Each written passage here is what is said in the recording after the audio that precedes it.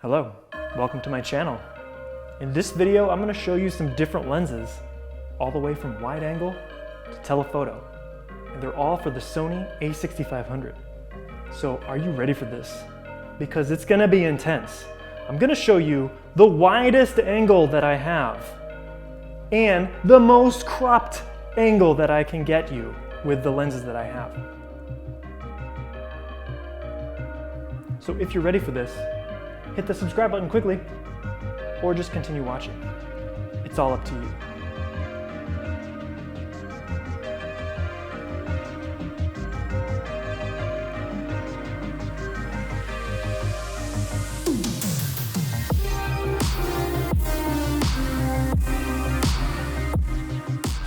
This is the 10-15 f4 Sony lens.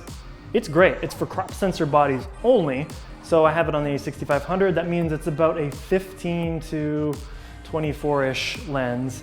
And it's f4, so you won't get those blurred backgrounds as much unless you're really close to the camera.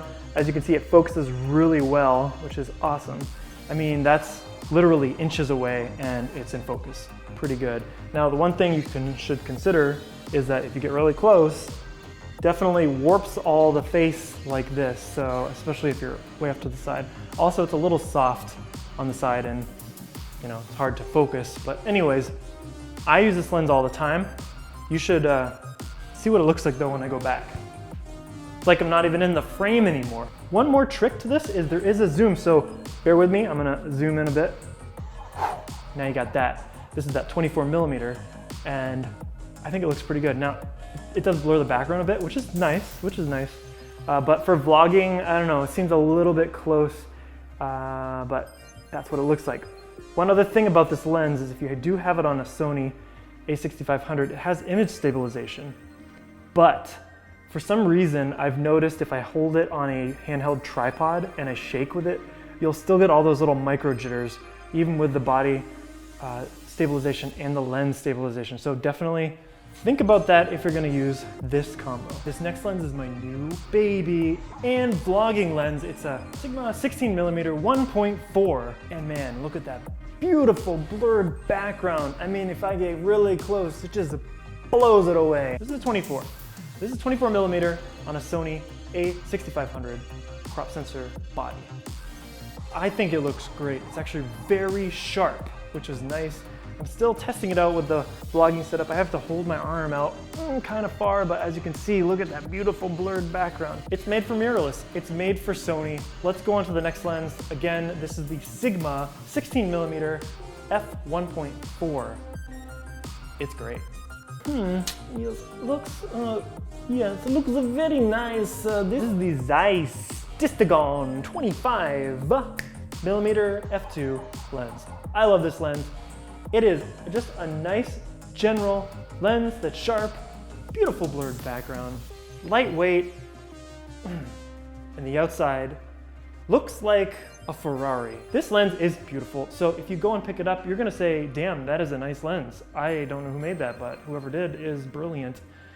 Now, it is closer range, so you do have to go back a little bit more, but hey, that's fine because the lens is great. You can even go up for close-ups and it doesn't look distorted. It looks really nice. This is a 25mm, but on a Sony a6500, it's 35mm. Very nice range. Focuses really fast. If I step back, it follows me. It's made for Sony. This is sharp, quick autofocus, lightweight, and it looks beautiful on the outside. This is the kind of lens that I want to take out just because I look at it and I'm like, oh, this thing's so beautiful. I just want to like walk around with the next lens. Really into a crop situation here with the Tamron lens. This is the Tamron 45mm VC lens. I have it on a Metabones adapter. This guy makes it a 1.4 lens. This background is blurdacious. It is really blurred out.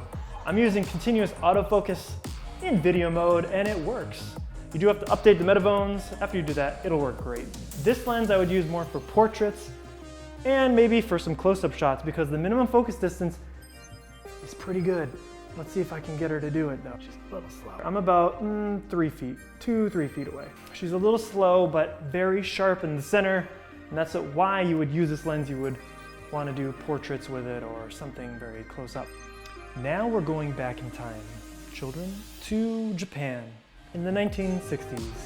This particular lens is a Takumar 50mm 1.4. I've attached it to the Sony body with a Metabones Speed Booster, making it a 1.2 50mm. This is what it looks like. It is manual focus. It doesn't have image stabilization, and it's slightly radioactive. Minimum focusing distance, how do you even check it? Wow, actually, that is some deep focus.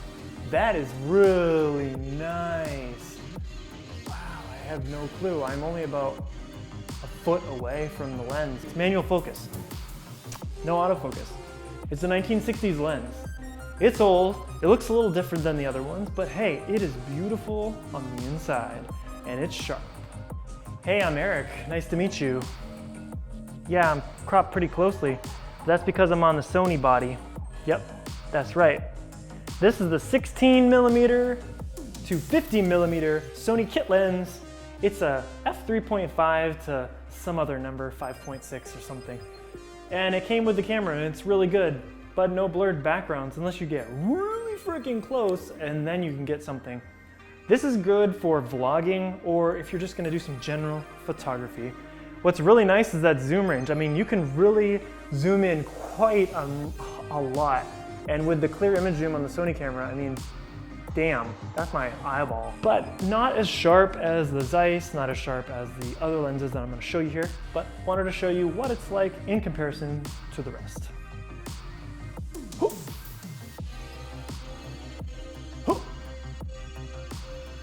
This, my friends, is the Canon, Canon 70-300 image stabilized lens.